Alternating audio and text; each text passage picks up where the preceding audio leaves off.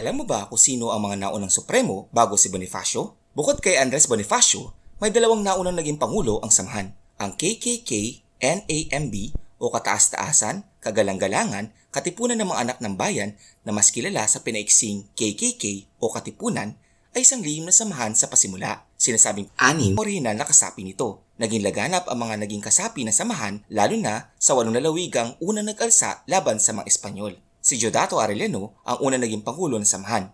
Sa kanyang tahanan natatag ang Katipunan. Si Roman Basa ang malili kay Arellano. Maraming pagbabagong ginawa si Basa sa samahan. Naging kritiko rin siya ni Bonifacio at tumanggi sa alok ng muling pagkaboto. Ang huli ay si Andres Bonifacio. Sa kanyang kapanahunan na bunyag ang lihim ng samahan at siya ang mas kinikilala natin sa katawagang Supremo. Ang mga naging pangulo ay halal na miyembro ng kabuuang konseho. Tinatawag na Supremo ang pinakapangulo upang malinaw ang kaibahan mula sa pangapangulong pansangay ng Katipunan. I-click ang link para sa karagdagang impormasyon.